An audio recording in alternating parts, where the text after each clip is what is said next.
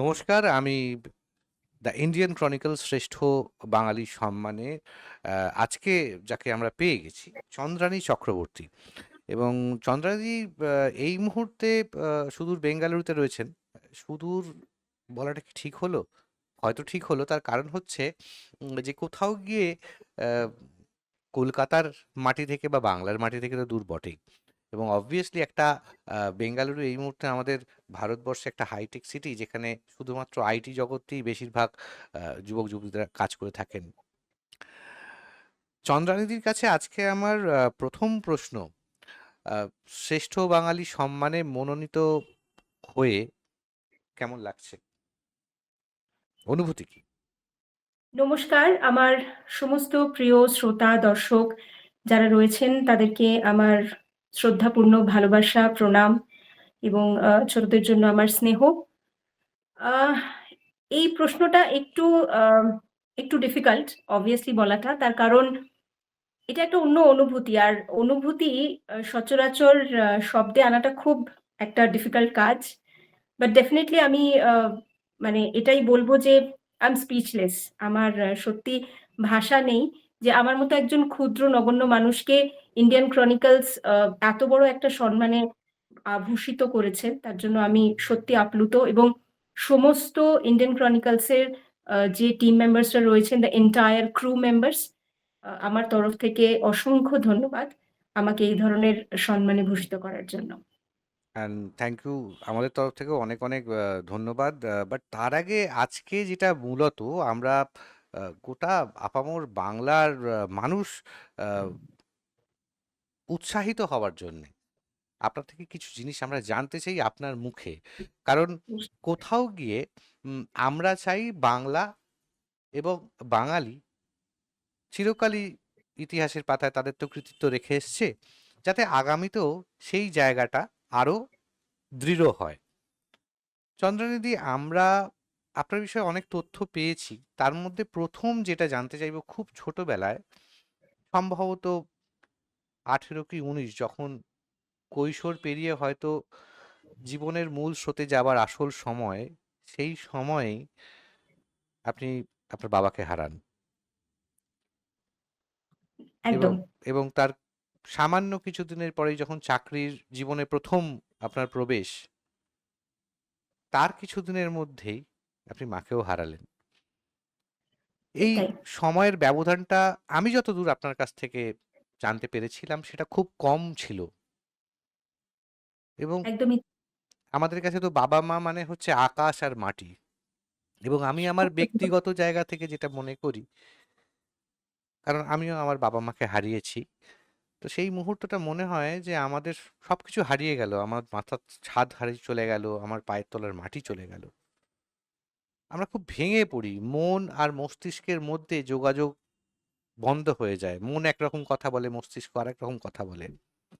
কিন্তু সেই জায়গা থেকে ঘুরে দাঁড়িয়ে আপনি প্রভূত ক্ষেত্রে সেই জায়গাগুলো নিয়ে আমরা আলোচনা করব, যেমন আইটি সেক্টরে কাজ করা, হিউম্যান রিসোর্সে আসা, তার সঙ্গে নাচ এবং গানে সমান পারদর্শিতা, তার সঙ্গে সঙ্গে সমাজসেবা, নারী এবং শিশুদের ক্ষমতায়ন নিয়ে কাজ। মানে এই কোনো সেক্টরটাই তো ছোট নয়।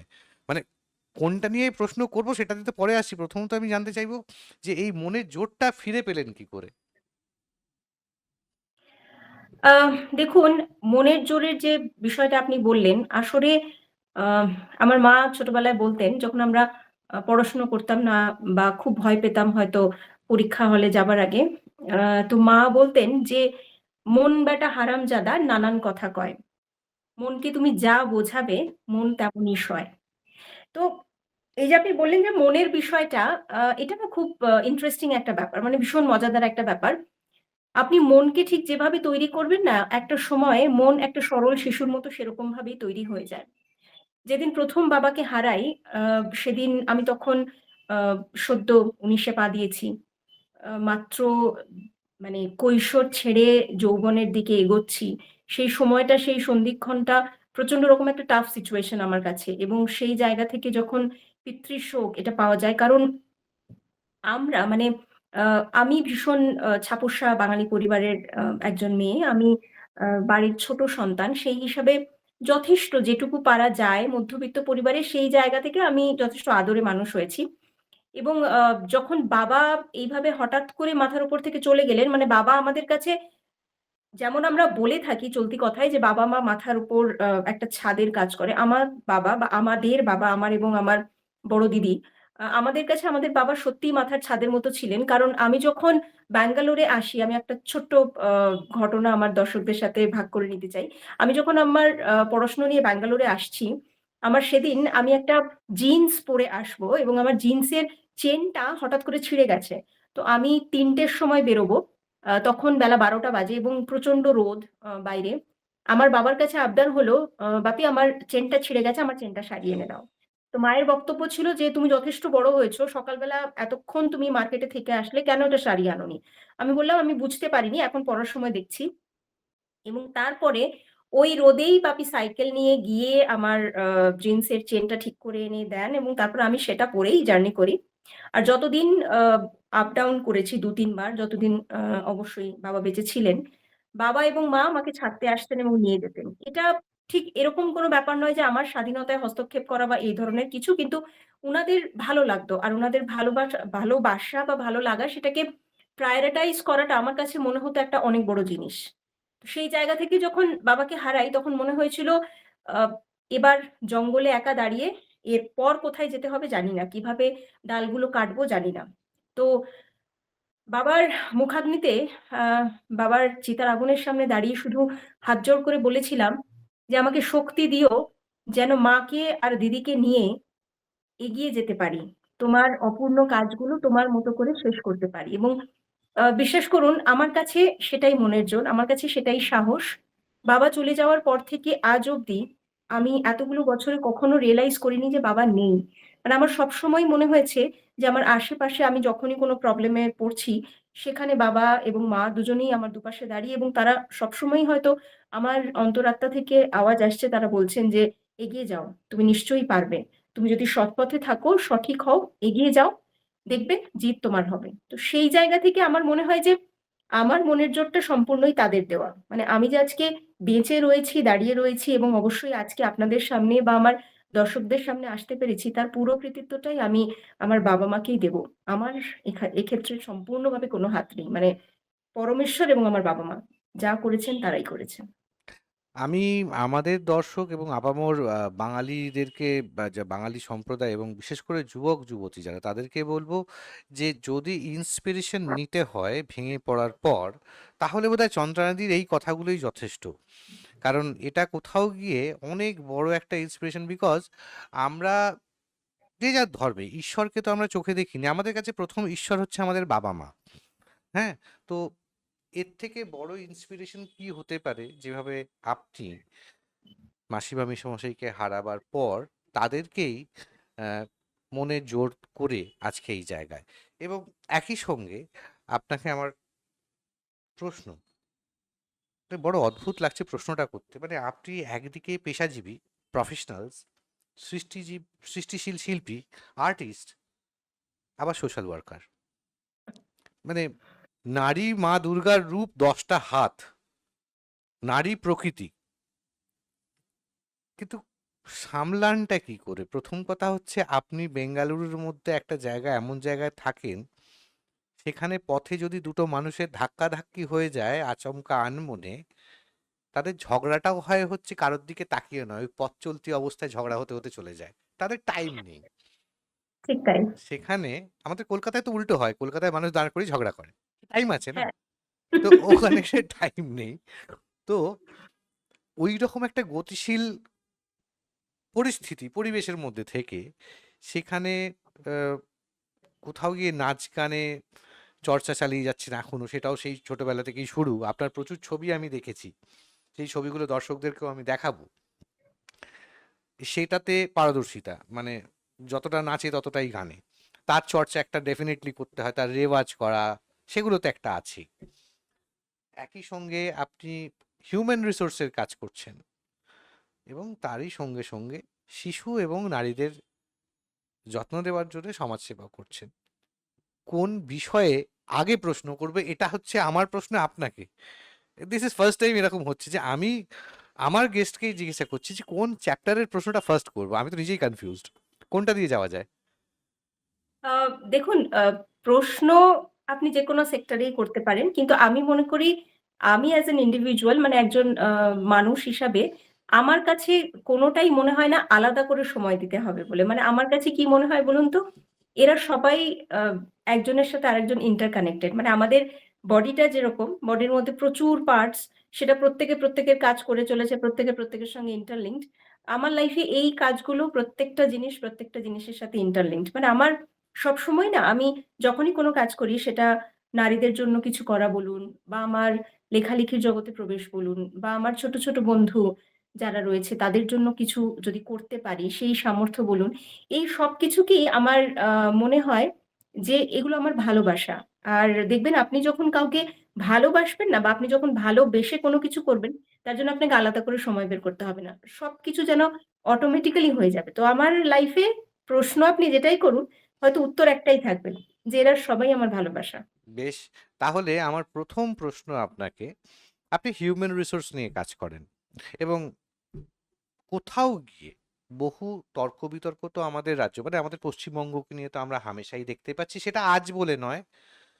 আমরা তথাকথিত ১১ বছর আগেও যে ইস্যুগুলো নিয়ে আমাদের বাংলা যুব সম্প্রদায়কে নিয়ে আলোচিত হতো, আজকেও সেটা নিয়েই আলোচনা হয়। সেই ১১ মানে উল্লেখিত কোট আনকোট ১১ বছরের বা ১৫ বছরের পরে। আপনি হিউম্যান রিসোর্সের কাজ করেন, কি মনে হয় বাংলার যুব সম্প্রদায় যারা পড়াশোনা শেষ করে চাকরির বিভিন্ন সেক্টরে চাকরির জন্যে চেষ্টা চালাচ্ছেন, খুঁজছেন, কতটা উন্নতি হচ্ছে বা কতটা অবনতি হচ্ছে? আ উন্নতি, অবনতি সেটা বলাটা একটু মুশকিল। তার কারণ উন্নতি তো নিশ্চয়ই হচ্ছে। না হলে আজকে আমরা ২০০৯ বা ২০১০ সালে যেখানে ছিলাম, আজকে ২০২৪ এ বা ২৫ এ আমরা সেখানে নেই। আমরা তার থেকে অনেক এগিয়েছি এবং আমার মনে হয় যে সবটাই আমাদের প্রত্যেকের হাতে হাত রেখে একটা মিলিতভাবে আমরা যে কাজ করেছি এবং এগিয়ে চলেছি দিনের পর দিন, সেই কারণেই হয়তো আজকে আমরা এতটা বেশি ডেভেলপড এটা আমরা বলতে পারি। কিন্তু হ্যাঁ, যদি আপনি হিউম্যান রিসোর্স এর সঙ্গে কানেক্ট করেন, সেক্ষেত্রে আমি বলব যে পশ্চিমবঙ্গ হয়তো আ কোনো কারণে কিছুটা এখনো পিছিয়ে রয়েছে সেটা বলব না। কিন্তু কিছুটা হয়তো আপগ্রেডেড নয়। মানে আপগ্রেডেড নয় বলতে যেটা ধরুন অন্যান্য শহরে যে জিনিসটা আমি দেখতে পাই, সেটা হলো হিউম্যান রিসোর্স এর অর্থটা একটু অন্যরকম। মানে তাদের কাছে হিউম্যান রিসোর্স বা মানব সম্পদ যেটাই বলুন, সেখানে চাকরি করার যে ধারণাটা সেটা একটু অন্যরকম। মানে তারা জানেন যে এই সেক্টরে কাজ করতে হলে কি, কি করতে হয়। কিন্তু কলকাতাতে মূলত আপনি শুধুমাত্র যারা কাজ করেন বিভিন্ন এমএনসি তে, তাদের ছাড়া যদি আপনি জিজ্ঞাসা করেন, আপামর জনতা কিন্তু আপনাকে এটাই বলবে যে, "আচ্ছা, আপনি হিউম্যান রিসোর্স এ কাজ করেন? আচ্ছা, আপনি লোককে চাকরি দেন? আমার ছেলেটার না অনেকদিন চাকরি হয় না। একটা চাকরি দিতে পারেন?" তো এই যে কনসেপ্টটা আমার মনে হয় কনসেপচুয়ালাইজেশন যেটা, এটাতে বাঙালি বলব না। কিন্তু মূলত কলকাতা বা পশ্চিমবঙ্গকে আর একটুখানি যদি আ মানে আপগ্রেড করা যায়, তাহলে আমি বলব কলকাতার মানব সম্পদ এত বেশি বা কলকাতার হিউম্যান রিসোর্স টা এত বেশি যে সেখানে যারা হিউম্যান রিসোর্স ম্যানেজমেন্ট নিয়ে পড়াশোনা করবে আগামী প্রজন্ম, তারা কিন্তু অনেক বেশি সুযোগ সুবিধা আমার মনে হয় পেতে পারে বা সেটা ক্রিয়েট করতে পারে তাদের পরবর্তী প্রজন্মের জন্য। এটা আমার মনে হয়। কখনো কখনো এরকমও শোনা যায় যে বাঙালির সব থেকে বড় শত্রু হয়ে উঠছে বাঙালিয়ানা। কারণ বাঙালিদের বেশি কিছু গথিক্স আছে। বাঙালি মাছ খেতে ভালোবাসে, বাঙালি উত্তম সুচিত্রা ছাড়া অন্য কোনো চলচ্চিত্র খুব একটা বেশি অ্যাপ্রিসিয়েট করতে পারে না, বাঙালি চায় না দুর্গাপুজো ছেড়ে অন্য কোনো ফেস্টিভ্যালে যেতে, বাঙালির যুব সম্প্রদায় বাইরের রাজ্যে চাকরি পেলে বাবা মা পিছুটান হয় না। তো হিউম্যান রিসোর্স সেক্টর যেটা, সেখানেও কি এই ব্যাপারটা হচ্ছে যে বাঙালিয়ানাই বাঙালিদের শত্রু, নাকি এটা কোনো, এটা একটা মিথ বা এটা একটা গুজব?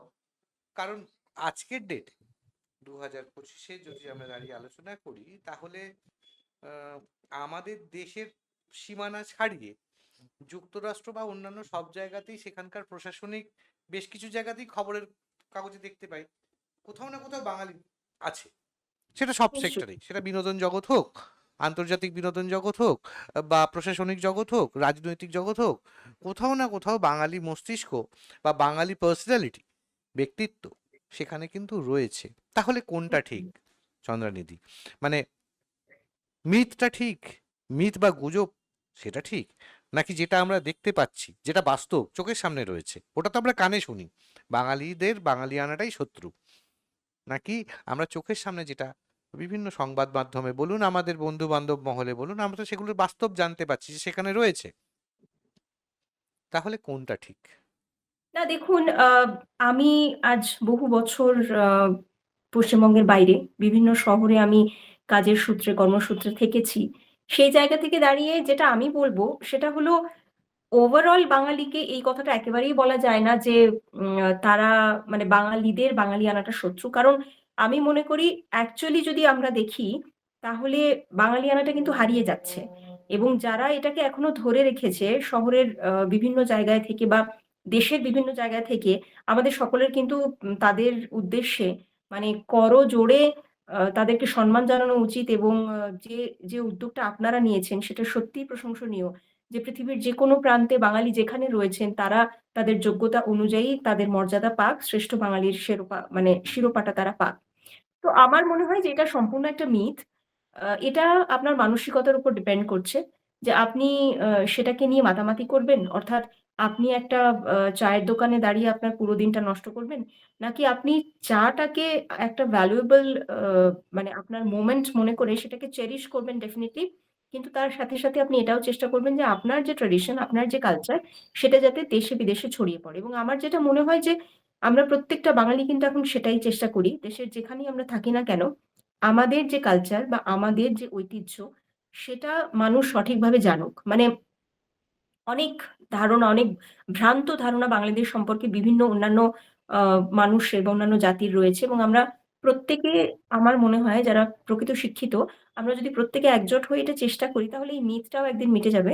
হয়তো এই প্রশ্নটাই আ মানে প্রশ্ন সংহিতা বা কোয়েশ্চেন ব্যাংক থেকে সরে যাবে যে আ বাঙালিরা বাঙালিয়ানাকে নিয়ে বেশি বাড়াবাড়ি করে। দেখুন বাড়াবাড়ি জিনিসটা কি আমার ধারণার বাইরে। কারণ প্রত্যেকটা জাতিই তার নিজস্ব কালচারকে, নিজস্ব ঐতিহ্যকে সম্মান দেয়। সেখানে বাঙালি যদি একটু দুর্গাপুজো নিয়ে বাড়াবাড়ি করে কিংবা বাঙালি যদি একটু লাল পাড় সাদা শাড়িটাকে নিজেদের বলে দাবি করে, আমার মনে হয় না সেটা খুব একটা কালচার নিয়ে বাড়াবাড়ি। বরং বাঙালি যদি একটু কবিতা আবৃত্তি করে কিংবা রবীন্দ্রনাথের গান গায়, সেটা বাঙালিয়ানা এবং সেটাকে সম্মান দেওয়াটাই আমার মনে হয় দেশের যেকোনো প্রান্তে যেকোনো বাঙালির উচিত। সেটা তাদের নৈতিক কর্তব্য। এবং এই উত্তরের সাথে সাথেই আম, যেহেতু রবীন্দ্রনাথের প্রসঙ্গ উঠে এলো, তাই আমিও আরো একটা প্রশ্ন করার সাহস পেয়ে গেলাম। চন্দ্রানীদি, এই যে নাচ গান, এই দিকে মানে ইন্সপিরেশনটা কোত্থেকে? মানে একটা হয় নাকি যে আমি কাউকে, মানে হয়তো আমরা ছোটবেলা থেকে কাউকে দেখি, ভালো লাগা থাকে, সেখান থেকে আমরা মুভ করি, বা বাড়িতে বাবা মা ছোটবেলায় ভর্তি করে দিল আমার মেয়ে, বিশেষ করে এটা কন্যাদের ক্ষেত্রে হয়, আমার মেয়ে হয়েছে তাকে নাচ শেখাতে হবে, তাকে গান শেখাতে হবে। তো যাই হোক, তো সেটা কিভাবে? না আসলে যেমন আমি বললাম যে যেহেতু মধ্যবিত্ত পরিবারের সন্তান, সেই হিসাবে যেহেতু আমাদের কোনো ভাই বা দাদা ছিলেন না, সেই অর্থে মায়ের সবসময় একটা স্বপ্ন ছিল যে আমার ২ মেয়ে সব দিকে পারদর্শী হবে। মানে মা বলতেন যে, "তুমি আ লক্ষ্মী পুজোর ডালা সাজাবে, সেটা দেখেও যেন লোকে বুঝতে পারে যে তোমার ঘরকন্নায় কতটা দক্ষতা এবং তুমি যখন আ ব্লেজার পরে ফরমাল মিটিং এ বসবে সেক্ষেত্রেও যেন সেই কনফারেন্স রুমে লোকে বুঝতে পারে যে তোমার কতটা দক্ষতা। তো এটা মায়ের কাছে একটা সবসময় চ্যালেঞ্জ ছিল যে আমার ২ মেয়েই মানে সব দিকে পারদর্শী হবে এবং পারদর্শী তো জানি না কতটা হতে পেরেছি। কিন্তু সবসময় যখনই কোথাও গেছি বা কিছু করেছি সবসময় চেষ্টা করেছি যে আ মা তোমার স্বপ্নটা যেন পূরণ করতে পারি। মানে আমি বা আমার বড় বোন, আমার দিদি আমরা দুজনেই সবসময় এই টার্গেটটা নিয়েই বিভিন্ন সেক্টরে যখনই ট্রাই করেছি এইভাবেই করেছি।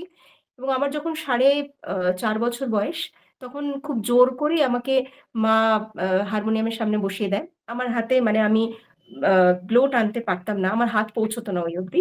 কিন্তু আমাকে মা বলতেন যে, এখন থেকে এই অভ্যেসটা আসলে ভবিষ্যতে ধীরে, ধীরে গান বাজনার প্রতি একটা ভালোবাসা আসবে।"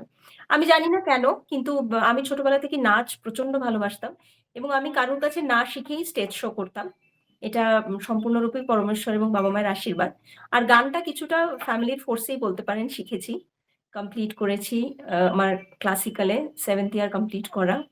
তো সেই থেকেই কিছুটা হয়তো ফ্যামিলির চাপে এবং বড় হয়ে কিছুটা বিভিন্ন লোকের প্রশংসায় বা আমার যারা গুরুদেব ছিলেন, যে গুরুদের কাছে আমি শিখেছি তাদের উৎসাহতে হয়তো ব্যাস করে গেছি এটুকু জানি। কেন করেছি, কিভাবে করছি জানি না। করেছি, করছি এটুকু বলতে পারি। তাহলে তো আমি আজকে এই মুহূর্তে অন্তত মানে যেহেতু ক্লাসিক্যাল বেস সেই লোভটা হয়তো ছাড়াটা উচিত হবে না।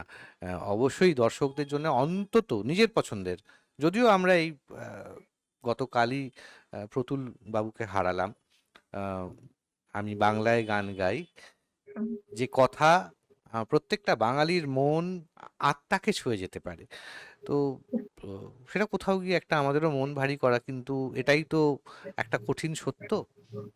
তো তারপরেও আজকে আপনাকে যদি আপনার পছন্দের একটা দু কলি অন্তত দুটো লাইন যদি একটু পাই, কারণ আমাদের সাক্ষাৎকার আরো বাড়াতে হবে, দুখানা আছে, বাট এটা আমার রিকোয়েস্ট সকল দর্শকদের হয়ে।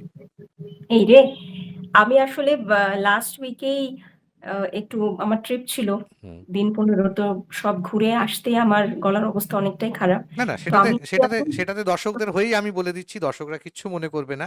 কিন্তু যে প্রতিভাটা রয়েছে চন্দ্রানিধির, সেটা যদি আমরা না একটুখানি আহ, আদায় করে দিতে পারি, তাহলে তো আমাদেরকেও দর্শক ক্ষমা করবে না। ঠিক আছে, দর্শকদের জন্য তো সবকিছু করাটা একটা কর্তব্যের মধ্যে এসে যায়। তো আমি চেষ্টা করছি। এটা একদম আমি আবারও বলব, ভুল ত্রুটি মার্জনা করে নেবেন। আমি জাস্ট চেষ্টা করছি। একদম একদম একদম।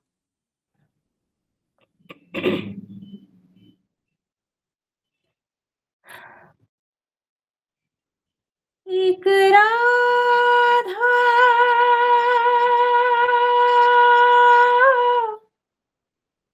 एक मीरा